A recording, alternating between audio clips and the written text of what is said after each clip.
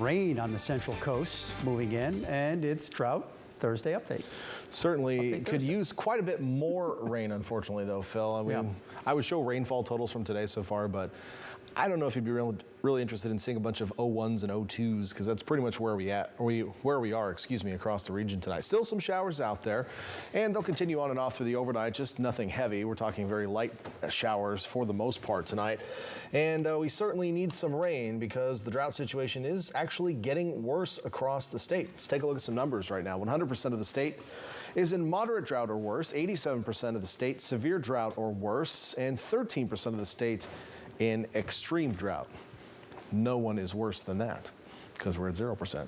But we did see a couple areas upgraded in their drought status this week, including some of the areas east of the Sierra Nevada. Well, in the Sierra Nevada, like Lake Tahoe, then some of the western Great Basin regions in northeastern California, the Susanville area, for example. Down south, the Santa Ynez Range and Santa Barbara area, portions of the Mojave and Colorado deserts, also up toward the Nevada border there. These areas did see an increase in their drought status this week. We still haven't seen much change locally. We remain in severe drought across the Monterey Bay area, with our southern areas in moderate drought. But I would not be surprised to see further drought status increases across the region next week, even with some rain moving into the state this week, because there is some delay out there. And we really haven't had all that much rain.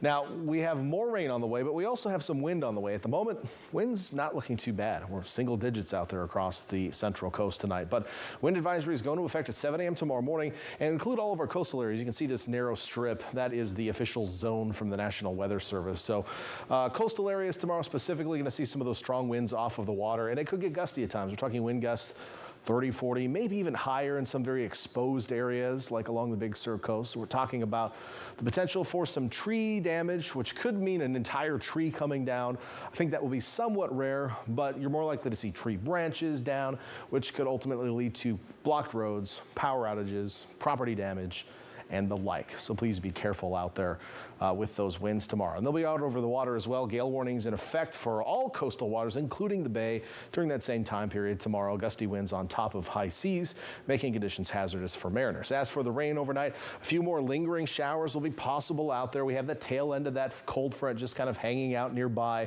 The low still moving by to the south, which may throw a few more showers at us. But we notice as we head into the day tomorrow, winds shift to the northwest, and it's going to start to blow those clouds out of here. You start to see some clearing as we head into the afternoon tomorrow. Now, one interesting note about that is some convergence just along the far eastern mountains may pop up a couple showers in southeastern San Benito County, mostly out into the San Joaquin Valley, but there will be a slight chance of showers over the far inland hills tomorrow. Whereas most of us clear out. This is 3 p.m. tomorrow. We're looking at mostly sunny skies. And you're thinking, well, gosh, I'm heading to the beach. Just keep in mind, it's going to be in the mid-50s and windy, so even with the sun, it's not going to feel all that great tomorrow. And then clouds will be on the increase tomorrow night as that next weather system approaches. It's another cold front trailing the first one, and we'll start to see a chance of showers late tomorrow night working its way into Saturday morning. And some of those showers could have small hail, they could have brief downpours, and there's even a slight chance of some lightning. And that threat begins late tomorrow night, and then will continue into the afternoon on Saturday. So additional showers with that secondary system. Is going to be cold. We'll probably see some snow on the mountaintops again. Any one of these little cells could have quite the punch with it, with some heavy, brief rain, small hail, and maybe even some lightning. Things will dry out by Saturday night. Additional precip on top of what we've seen so far today, which is a couple hundredths of an inch, may do a little bit better with some of those heavier cells coming through. Some of the models showing up to a half an inch in some of the coastal mountains. So nothing great, but we'll take it considering how dry it has been. Let's look at your Friday temperatures. We go through these pretty quick, so find your location on the map. Santa Cruz tomorrow, 59 degrees, well below normal. Same in Capitola, 59. Watsonville, Salinas, upper 50s tomorrow. Same in Hollister and Gilroy. We should be in the mid 60s this time of year. Monterey on the cold side. Northwesterly winds coming in off the water. That'll have a bite to it at 55 degrees. You should be at around 62 or 63 normally. And then farther south, we'll see some last stands of the 60s in our southern valleys as that final mild air mass gets kicked out, and you'll be even colder on Saturday. Here's that 7-day forecast.